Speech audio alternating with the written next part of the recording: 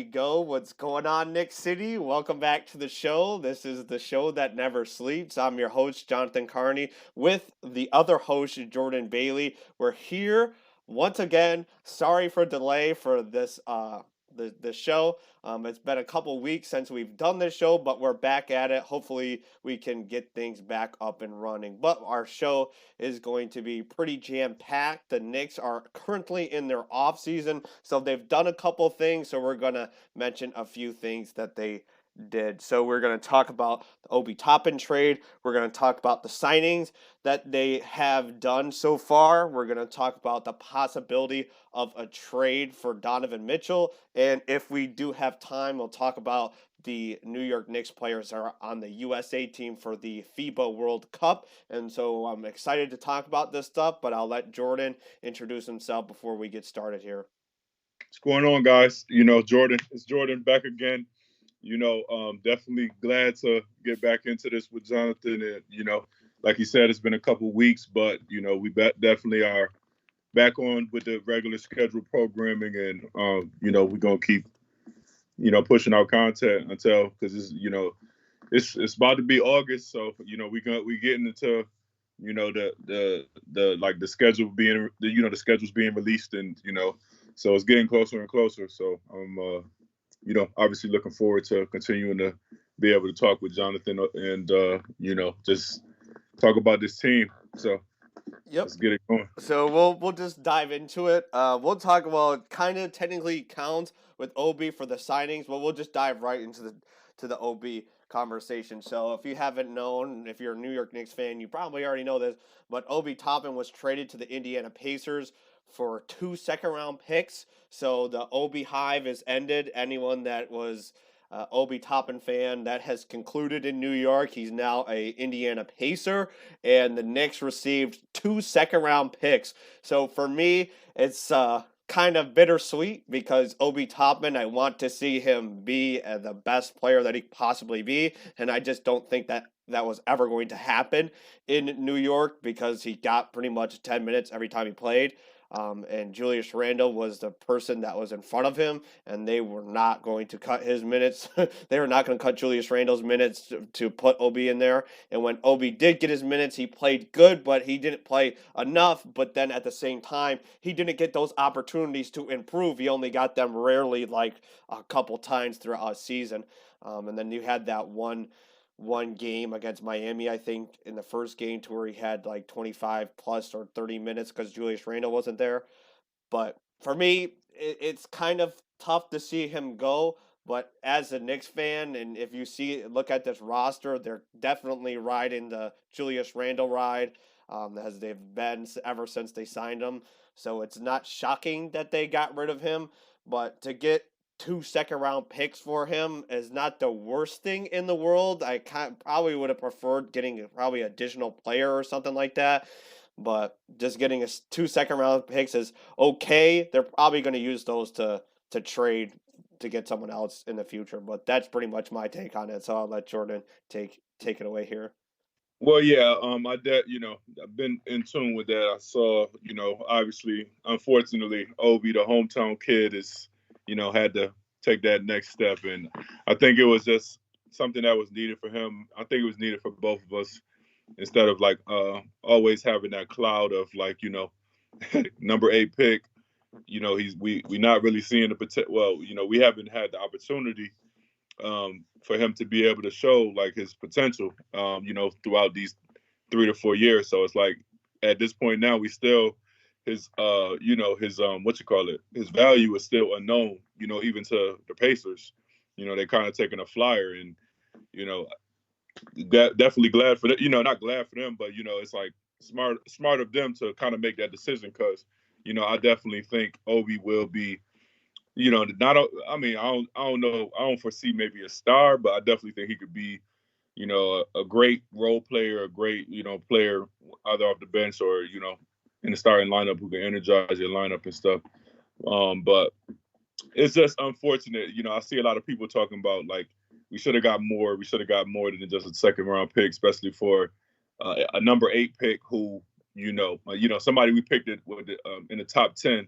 We would kind of expect a little more in return. But it's like, I guess it's only so much of an expectation you can have of what they can get in return when, the guy hasn't had the opportunity to really show the talent, that that we drafted him for, you know what I'm saying? So it was kind of a tough situation, and no matter how you slice it up, the Knicks was going to kind of be, they was kind of going to have that ugly light shed on them with this because, like you said, you had to kind of cut the ties and cut the losses, when you needed to at that point. It's honestly, in my opinion, I think the ties should have been cut, even like so. I'm glad that they finally let him, do that, and I definitely wish Obi the best of luck. So we'll see what he does over there. Right. For me, like I think the Pacers became a better team with getting Obi. If you look at it, yeah, the Knicks got a second round pick, and like you said, a couple of Knicks fans here are saying, "Oh, we didn't really get a lot for trading Obi because he was, our eighth selection, eighth pick, pick eight selection in that draft." But really, at the end of the day, it's just a tough way to see it because the Knicks didn't utilize him or saw his value as fans did, and nor were like the Indiana Pacers did. So they're trying to get a good player for not a huge price, and I think that as a player, if you're Obi Toppin, your career is probably going to be more enhanced being on the Indiana Pacers than it would be if you were on the Knicks. Because again, he's not going to get as much minutes as he would be being under Randall. So as Obi, it's good to see him maybe get more playing time and be able to, you know, create a better career. But as a Knicks fan, he's the hometown kid, like Jordan said, and he's not on the team anymore. So we'll see what they could do with the picks. But like I said before, I think they're going to trade those away for someone at some point, either in the middle of the season or before the season starts. So I think the picks that they acquired, those are totally going to just be set pieces for stuff to come in the future. So that's Obi. Unfortunately, Obi's no longer on the Knicks, but let's continue with the other signings. So the Knicks really kind of didn't do huge in the signing department in regards to the draft. The Knicks didn't have a draft pick, didn't really pick anyone up in the draft. So if you're a Knicks fan watching the NBA draft, they didn't do anything. So isn't it really not any point to watch that? But the biggest signing that they have had so far is on the 8th of July. They got Dante DiVincenzo, so a guard. I believe he was on the Warriors last year, right, Jordan? He was on the He was, Warriors. Yeah. he was. So the Knicks, I think he was a three point shooter as well. I think he's a good 3-point shooter. So they're trying to Yeah, get a good wing guy to kind of test to help out with the shooters that are already on the team. And obviously, you saw that against Miami and during the playoffs this year. They barely had anyone who could shoot the three besides Jalen Brunson. So they're trying to look to get better shooters. So DiVincenzo, for me, I don't really know a lot about this guy because I don't really watch Warriors basketball when he was on the team last year. But him coming to the Knicks, I think it's good news. Anyone that can shoot the ball efficiently, I'm definitely on board to see you come to the team. I will have to look up how much they paid for him, but as I do that, I'll let Jordan uh, take give his take on the DiVincenzo sign. So Jordan, take it away. yeah. I believe it was like 50 mil, somewhere between 50 and 60 mil, no more than that. But I think it was a great signing. Technically, hypothetically, I guess we kind of just swapped, Obi's minutes, basically with DiVincenzo's. But I think DiVincenzo will probably even get more minutes than that. He'll probably be getting, he'll probably be cutting into Grimes or quickly, somebody, probably one of our younger players minutes in order to get more minute, than what Obi was getting, when he was there. So that's something I'm definitely interested to see, and how Thibs kind of maneuvers with the minutes and stuff. Um and also, I guess like who's gonna be our backup four now, especially with him in there. But as far as Dante DiVincenzo goes, I think what's interesting from me, from what I've saw and from what I've heard, listening to podcasts, because even though I haven't been, as tuned in, I have been tuned in and to an extent, and I've seen like people saying like basically a statistic that kind of popped out when he was on the Warriors last year. I think it was like 94% of his open, of the threes that he took were open threes. Um, so, I mean, I guess that's a great, stat to like just show us that, for one, playing for the Knicks, you're gonna get a lot more difficult 3-point attempts. It's not gonna be like that fast pace, just like ball flowing type of offense that Golden State runs over there Right. with Steph Curry. So it's gonna be a lot more. I think this gonna be a different role that he plays. So I'm interested to see him. I guess in that. You're gonna have more difficult looks. You're gonna have more, opportunity because you got Julius Randle who, can dribble the air out the ball a lot of times, and then he'll pass the ball at the last minute, or what I'm saying. So you got to be able to catch and fire quickly. So I'm just interested to see like specifically seeing like how high of like open looks he had. You know, a lot of your 3-point shots accounted for is like open. It's not going to be the case with the Knicks. So I think it's going to be a little more difficult for him than it was when going to State for sure. But I think him being a veteran, I think he'll be up for the challenge, and he's definitely a upgrade as a shooter over Obi. So you know, we need more shooting out there. So yeah, so I'm looking forward to seeing what he can do. Yeah, I agree with everything you said. It's probably going to be, like you said, a little bit different because when you have Steph Curry, Klay Thompson, everyone that runs that Warriors team, they can get you open looks because they're more worried about like Steph Curry if he's on the court, Klay Thompson if he's on the court, and then they'll leave DiVincenzo wide open so he'll get threes. So that probably won't be the case when he's on the Knicks. But I'll read you his stat line here. So the signing that I did figure out is a $50 million contract for 4 years for DiVincenzo for the Knicks. And last year, during the 2022-2023 season, he played 72 games with the Golden State Warriors, and his minutes average was 26.3. His point average was 9.4. His rebound average was 4.5, and his assist average was 3.5. So those are okay numbers. He's on the court a decent amount of time. The 26.3 average minutes is a reasonable amount. I would like to see a little bit more points in that category, but we'll see how Tibbs organizes the rotation to put DiVincenzo in. Hopefully, it's a little bit better than it was with Obi because again, like we talked about Obi, he wasn't able to do much and he couldn't improve on areas to where he needed to improve on, like shooting 3-pointers and stuff like that because he didn't play all that much. And with DiVincenzo, him being a guard, who knows if he'll be switching with Grimes, Josh Hart, RJ. It's not really known yet until we see him on the court. But I like the signing of DiVincenzo. I think he will be able to kind of little bit give a change of pace for those who can't necessarily find the rhythm in the game.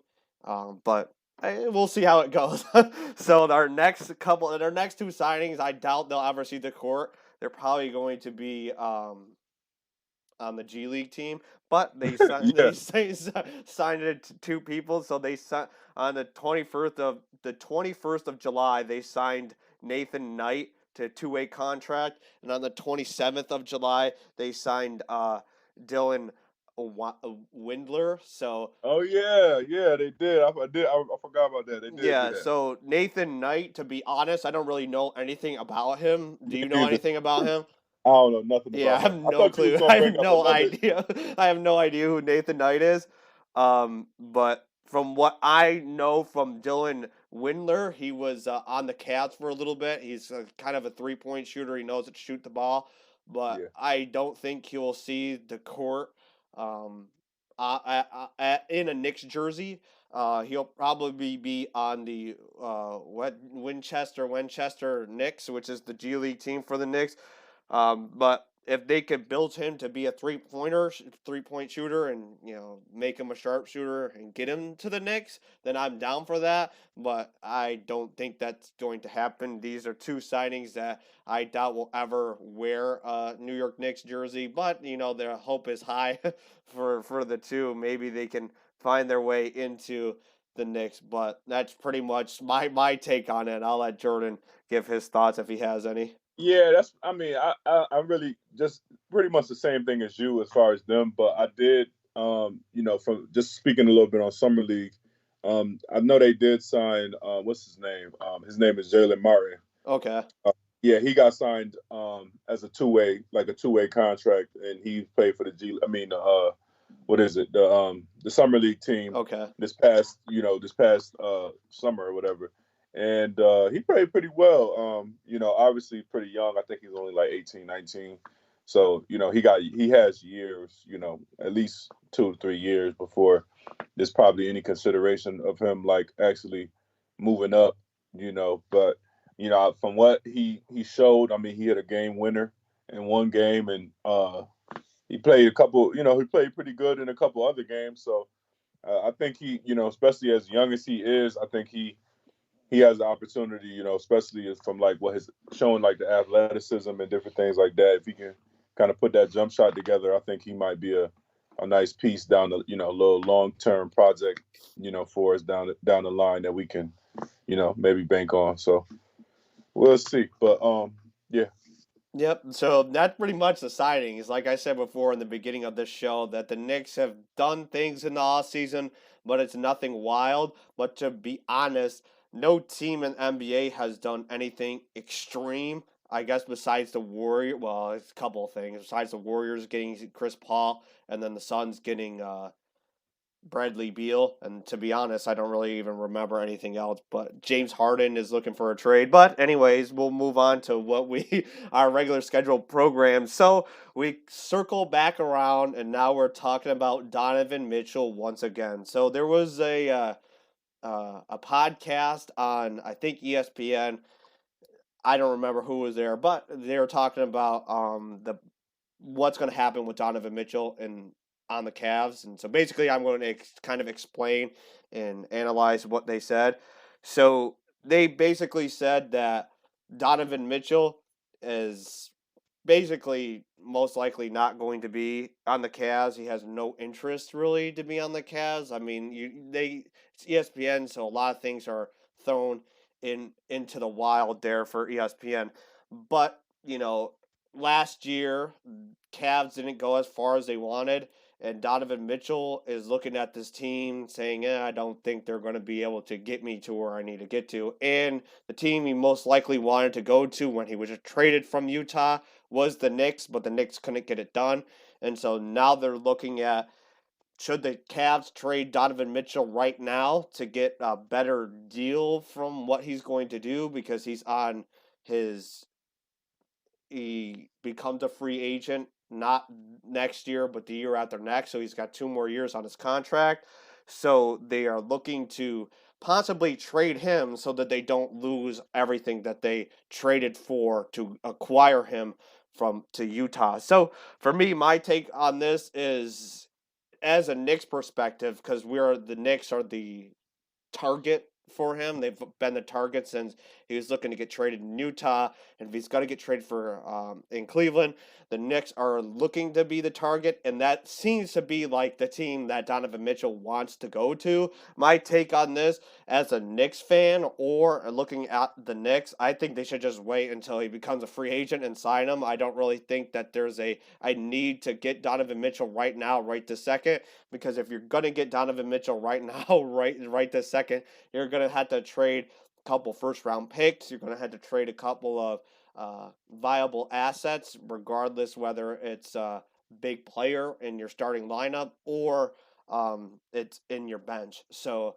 for me, if he wants to go to the Knicks, might as well just wait until his contract is up and throw money at him and see if he comes that way. So that's what I think they should do. Other people think that they should trade for him, get him right now, but I think they should just wait until they can sign him, get him on the contract, and go from there. But that's my take. So I'll let Jordan take it away Yeah, from here. yeah. This is an interesting one. This is a great one right here. Yeah, because for one, in my opinion, personally, we have Jalen Brunson. Jalen Brunson just sent him home last playoffs. You know what I'm saying? I personally feel like I'm not gonna say Jalen Brunson is better than Donovan Mitchell, but I'm saying I would just say that we kind of replicating the same type of player if we get in, you know what I'm saying? Like I think, me personally, I think the Knicks are kind of operating with the mindset of like, if it's not Embiid, if it's not, maybe a Devin Booker, if it's not one of those type of guys, somebody that's like, if we bring one of them players in, it's not gonna like, disrupt, our current team that we already have. Like, those are type of players. Well, in my view, where it's like I don't think that you can bring that Devin Booker in, and he'll play right beside Jalen Brunson, and that's one of the best backcourts in the league automatically. But you can bring Donovan Mitchell to New York, and but we all kind of found out what happened with like just I guess a comparison is like C.J. McCollum and Dame Lillard when they play together, and a small backcourt, is no matter how much you can score, no matter how good of scorers they are, if they can't defend, and if what I'm saying, it's not gonna they giving up points on the other end, it's not gonna um, help. So I would even say I foresee, if I'm Cleveland, I would try and trade Darius Garland, and instead of and maybe just keep Donovan Mitchell instead of trading Donovan Mitchell. But that's just me personally, um, because it's like just small. But it's hard for smaller backcourts, even if you do have a good rim protector. It's still difficult for smaller backcourts to kind of win. And I think like I said, if we were to get a player like Embiid, or like I said, I think it's out of Devin Booker, Embiid, and maybe Paul George. That's my like three players where I say like maybe we could trade for right now, and I'll be like I'll be okay with it. I'm like I see what they're trying to do. But other than that, I'm like I think we need to, sad to say, because I do love Donovan Mitchell, and I was one of the same. I was the Knicks fan. I was one of those Knicks fans who was calling for him to come to New York. Last summer. But I think now, especially now that we've kind of like seen what Brunson is capable of. Like, Brunson he's that guy. Like, we already got that foundational piece. So it's like I think we just need another player who complements him, who can help him on defense, and also help him on defense and offense. You know what I'm saying? So yeah, I think like I said, if we should kind of be focusing on that, and like kind of holding our chips for, shoot, you never know. Right. Giannis might become available in a year or two. You're Hey, not I'm wrong. telling I you, you mean, never we might know. get. We're looking a target for Embiid. So, I mean, Right, so I but don't know. yeah, no, I agree. I agree with everything you said. For me, I think again, if you really are looking to get Donovan Mitchell, it seems like he wants to play for the Knicks. So if you want to get him for his scoring ability, you could just sign him. But again, like you said, if you're gonna trade for him, you're gonna have to look at, you have Jalen Brunson and Donovan Mitchell in your backcourt. Yeah, that's an extreme offensive backcourt, but defensively, it's going to be burnt toast in the next 2 seconds. And you compared Damian Lillard and CJ McCollum. Yeah, they're two really good scorers, but they could get you to the playoffs in regards to their scoring, but they can't sustain that durability throughout the playoffs. Maybe they win the first round, but after that, they're not going to do much because teams are going to exploit their front core, and it's going to go downhill that way.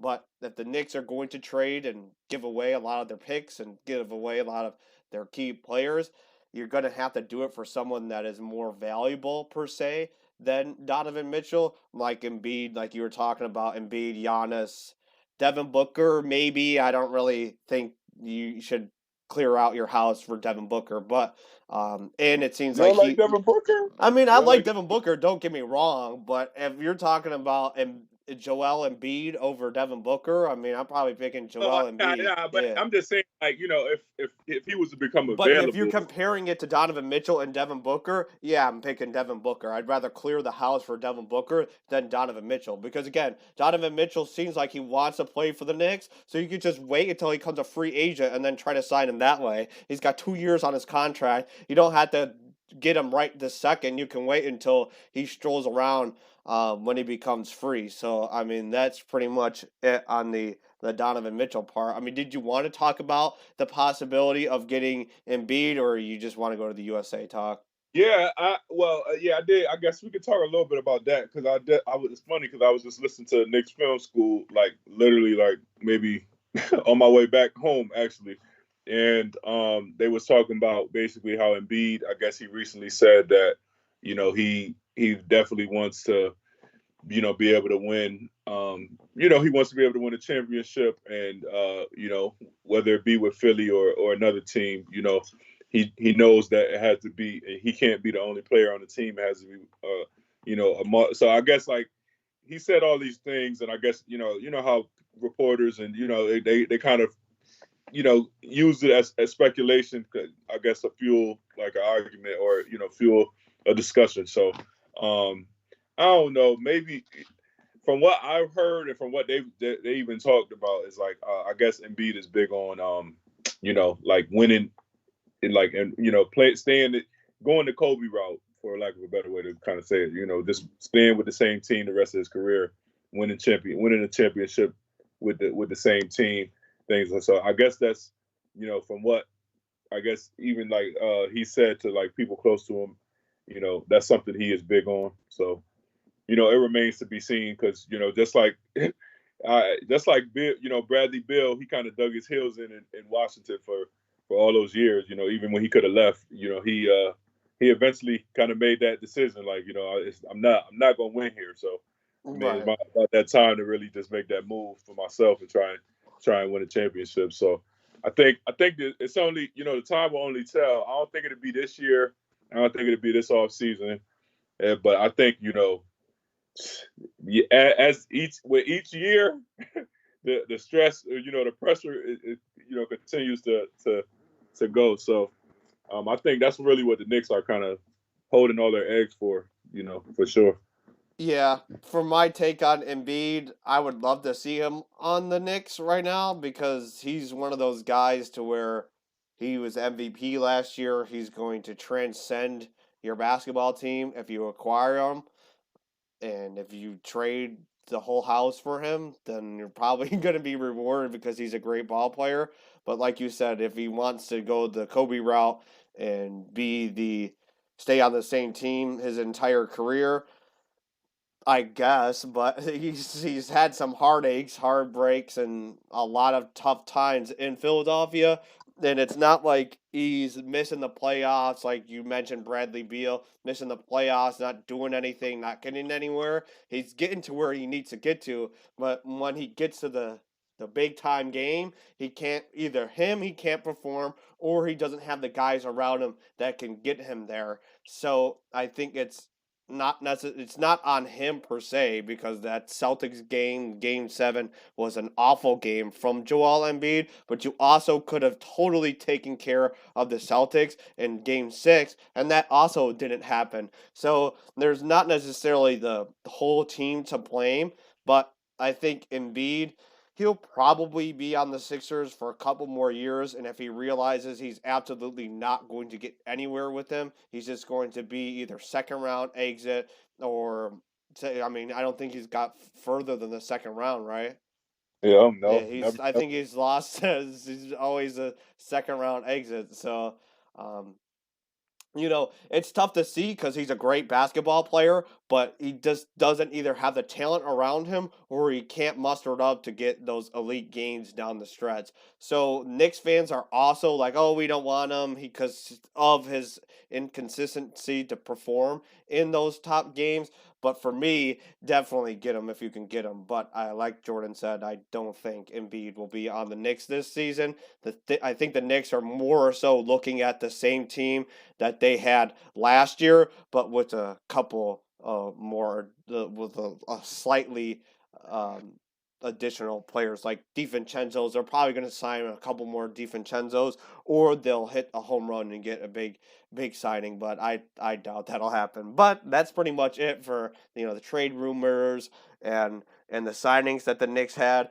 It's kind of lackluster so far. But on the other note, we can talk about the USA team. So the USA uh, team is gearing up for their appearance in the FIBA World Cup, and there's a couple of Knicks players on that team. So we'll just talk about our the three players that are on there and are see what that team can do. So the two players that are for sure on the actual USA team that you'll probably see in the FIBA World Cup will be Jalen Brunson and Josh Hart.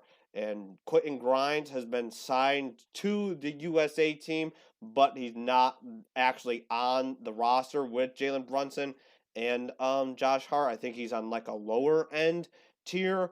But for me, I'm excited to see Jalen Brunson, see what he can do in the USA jersey. Same thing with Josh Hart. Hopefully, that can give him a little bit more experience playing in the FIBA World Cup, and then he can maybe translate that to um, to the Knicks. You also have R.J. Barrett, who I believe is on the Canadian team, right, Jordan? Yes, sir. And then you have Evan Fourier, who is probably not going to be in the Knicks jersey next year, but Evan Fourier will be playing for sure for the France team. So that's pretty much my take on it. I'll let Jordan take it from here. Yeah, definitely looking forward to seeing Barrett and Fournier, and looking forward to just watching the FIBA World Cup and just being able to see our guys play. Before we actually get into the regular season. So kind of like our little primer. Some just being able to watch our players before it's actually go time. So that's always good to see. And hopefully they do well. And I guess it's hard to root for one specific team because each of our players are all Yeah, different well, ones. you got to root for So, but USA though. You I got get right. I guess Brunson yeah. and I guess I'm a root for USA. Just well, you got Luca's team, Berzingis's team, so it's gonna be an interesting FIBA World Cup. It would be interesting to see how Brunson can translate his sensational season that he had with the Knicks to the USA team, but he also has a lot of other big hitters that are ball dominant and love to shoot the ball, control the ball, and so on and so forth on this USA team. So it's gonna hopefully be a little bit different when he But I has was to. going to say too, I'm definitely hoping because I think it was just it's kind of understated or maybe going under the radar of like how much of an honor or how I just guess it speaks to like the potential and of what's his name Quentin Grimes just being able to get that being able to even be on the USA team and be extended that Right. invitation. I think that speaks volumes about him. And I I've seen he works out with what is it? I think it's JJ Redick. I think he works out with JJ Redick and stuff. And I think he's going to be although it'll be hard for him to kind of get those opportunities to really shoot the ball. Kind of like how it was last year. I foresee it to probably be the same way it was last year. But I do hope that maybe this upcoming year that he gets more opportunity to really like show what he can do offensively, and maybe put the ball on the floor a little more and create for others and stuff. So we'll see. But I think that'll help build his confidence and only make us a better team. And I think that's the main thing for us as Knicks fans, or even just for our team to just like get better, especially now. I think and just thinking about what the Knicks are thinking as an organization, I think they banking on either RJ, Grimes, quickly. They're banking on one of them three, I would say, to kind of like come onto the scene and actually be like a potential star. If not a star, but like you know at least like a Tyrese Maxey level, or Right. some type of a young player where it's like, oh, okay, he's a piece, for our team, for the team. So, um, I think that that's what they hoping for, and I don't foresee them probably to make any more, other moves other than what they've been doing. But yeah, but I did want to speak a little bit on Fournier because I know, yeah, I remember you saw that interview. I don't know if you saw that interview he had, and where he kind of talked about like his time on the Knicks and how he doesn't, basically he foresees himself to be traded, and he is just kind of basically checked out. He doesn't want to ride the bench again, Yeah. and so yeah, I don't know if you saw that, but I I guess I didn't was. see it. Who was the interview? Who interviewed him? I'm not sure, but I know he kind of speaked a little bit, not negatively, but I guess a little bit negatively about the Knicks and just how like he wasn't able to really play and stuff like that. And I think he definitely want. So I definitely foresee if another move is to be made, I definitely see Oh yeah, he's him getting being one. traded. Yeah, yeah. Before the off season, I mean, before the season starts again, I think he'll probably be traded to a team. I did Mhm. see like the Spurs as a potential destination, but Yeah. With Fourier, I mean, we have been on the show. Well, I don't think we slandered Evan Fourier, but if you talk to us before the show happened, we did slander him a lot. In the season that he did play, yeah. he there was a lot of things that happened with Fourier. He is a reasonable shooter, but he cannot play any defense. And if he's not hitting his shots, he's terrible. So, and again, I don't really want to dock on him. I think if he's on the right team, he can get into his groove, but you have to play in order to get into your groove. But when you aren't so great at defense, you can't really evolve your play when you're not good at defense and you rely on being in a shooting groove to be good during a game. And so I think Tibbs saw that, figured that out, and completely annihilated him in the season following after they signed him. So I think this would be technically his last year in the contract because he signed a 3-way deal. But the Knicks he's checked out. He doesn't want to ride the bench. So the Knicks are probably going to be training him momentarily, hopefully in the next couple of weeks or months, or right before the season starts. And for me, I want that to happen because you're paying this guy a pretty decent amount of money to do absolutely nothing besides sitting on the bench and doing absolutely nothing, like I said. But for Evan Fourier, like Jordan said, he's got to go to a team to where he can actually play and actually can perform and get into his groove. And I think like the Spurs or maybe the Hornets can be one of those teams. He's not going to fit with the team that's trying to consistently win.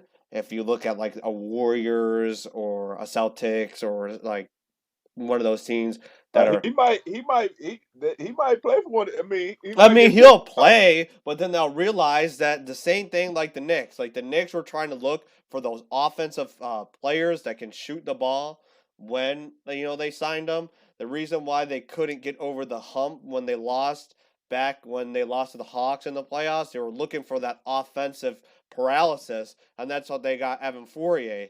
And when they got Evan Fourier, they only realized that he wasn't good at defense and he can only be offensively good or offensively like viable during a game is if he was in a groove. Like you watched Evan Fourier, like if I just go think, ahead. like I said, Thibs kind of put too much trust in him. That's all. Right.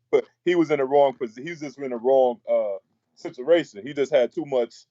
He had too much responsibility. Let's just say that. Like like you said, he needs to be like a Steve Novak. You know what I'm Right. saying? You remember Steve Novak? Mm-hmm. Like just come in there, shoot the ball. Play a Uh, little bit of defense. literally, you But only in Steve there for like Novak also made his shots too. Steve Novak didn't need to get into a groove to make a shot. I feel as if Evan Fourier wasn't just there to get you a couple 3-point shots, you're paying him big bucks to get you big buckets. Right? That's why they signed him, because they were looking for him to get the big threes when they needed the big threes and being offensively efficient when the time came. And all we saw was he wasn't efficient at all offensively. His shot was never there on the Knicks. He couldn't get anything to go offensively. It was just a bad news from start to finish. So, and I don't want to dock Fournier. I think if he can get on the right team, get the play that he needs to get, and he won't have to be very effective defensively. But yeah, looking at the Knicks lens, trade him. Like there's no need to have him ride the bench next yeah. year, and for his sake too, trade him so he doesn't have to endure that pain. But that's Evan Fourier on my Nah, take. for sure. Nah, I agree for But sure. I mean, going back to the USA thing with Grimes and stuff, yeah, absolutely. It'll help out Grimes for sure.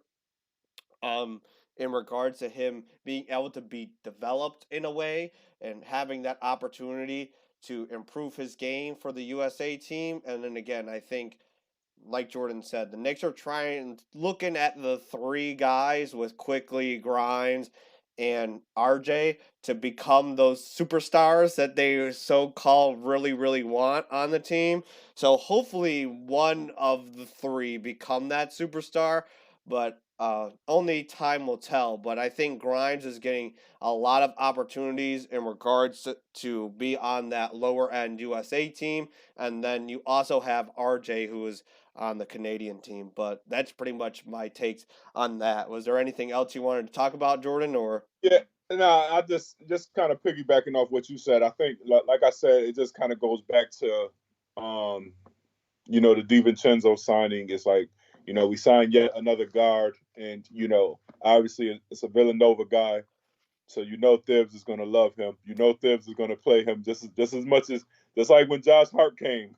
He right, came in the 30 minutes a game. He dropped. So I think it's gonna be the same with DiVincenzo. So I think this, I feel like I even heard people say it's like, I know maybe even what's the name, like maybe Quentin Grimes has a sour taste in his mouth just seeing that, like, oh, like now this guy, I'm gonna have to compete for minutes with this guy, you know what I'm saying? So I think this gonna kind of, if it got, light a fire under him to, want to continue to get better, and and because he knows, it's kind of just like, like Obi and then, well, not Obi and Julius, but it's just like, you're going, it's like you're going up against this guy, and it's gonna be difficult because you already know that the coach already favors him. right. So coming in, the coach is gonna favor him. So, it's gonna be tough. I honestly, I wouldn't even be surprised to see that by like regular season once the regular season starts, seeing DiVincenzo start. I wouldn't be surprised by that. Yeah. I wouldn't be shocked. I wouldn't be shocked. Yeah, So so that's pretty much all we had for today's show. Like I said, it's the off season, so there's not a whole lot to talk about. But my last final thought is, like I kind of mentioned earlier, I never really expected the Knicks to go crazy this offseason. They didn't have a pick in the draft, so they couldn't really improve in pick selection there. And they weren't really kind of looking to extremely improve their roster. They made it to the second round. That's probably the best season they've had since that mellow season in 2013. So I think that the Knicks are more or so going to be looking at the same roster that they had last year, but with just a little bit of a different personnel like DiVincenzo. So as we move forward in the offseason, I think the Knicks are going to again acquire players like a DiVincenzo and certain stuff like that. So we will see what they do. We will be on board here to see what they will do in regards to signing, trading in the future. But I'm excited for the season to get going. But until then, we'll just have to wait and see. So that's pretty much all I had today. I'll let Jordan give his last and final thoughts. Yeah, well, that's pretty much it. Like I said, pretty much just like you, I'm excited to see what goes on, and we'll be watching out to see if anything new comes about, any new news or anything like that. So just looking forward to the FIBA World Cup because I know that's kind of like the next thing that's on the horizon, and yeah. So I guess until next time. Yeah, so well, this will be it. This will be the show. There's a couple things I didn't want to mention before we go. So again, obviously, myself and Jordan, we do apologize for the kind of the lack of content and the lack of distributing the show for the last couple of weeks now. But scheduling issues and certain stuff happen. So and it's off season, not a lot of things are rocking and rolling. But here we are. We plan on continuing to do the weekly show every week, and we plan on doing more the shorts that we did as the season was going on. But again, there's not a lot of stuff that we can talk about. It's only a select few things that we can explore, but we will still try to give you the Yeah. content that we're trying to do, because this is the show that never sleeps. So So yeah, I did want to speak on that. I think like prior to like our show kind of stopping, for the little bit of time that it did, like Jonathan said, we are definitely back up and running for the next, from the here on out, up until the time we get back into the season, and then as far as like shorts, I do think I want to try and do like maybe some reviews as far as like I guess like reviews of the seat of like players, and like I guess how I feel like the players might do this upcoming season, or what I think it might look like, or different things like that. So there is going to be more content on the way.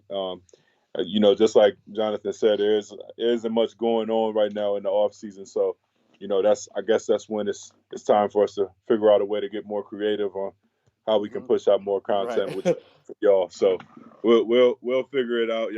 Y'all leave that up to us. hmm um But we'll get y'all some mhm. more content soon for sure. Right. And then the last thing that I wanted to mention, as we try to build this channel here, we are on pretty well. I'm on a pretty old computer, so if you're watching this whole show on YouTube, that you're probably going to get a lot of delay and lag, and that's because my computer is pretty old and ancient, and I plan on either getting a new processor or buying a new computer momentarily, so you won't have to be worried about that stuff in the future. But you can also listen to the show on Spotify. So if you don't want to watch it on YouTube, you can watch it on Spotify. All the links and stuff will be on our YouTube channel, in the link in the description to this video. You'll have the link to our Spotify channel. So if you don't want to watch the video, you can always listen on Spotify. So that's pretty much it for this show. I thought it was a great show. Do you have anything to say before we get out of here, Jordan, or you pretty much covered everything? I think we All good right. for Well, this. till then, make sure you like and subscribe, and we'll see you on the next episode. Till then, peace. Peace.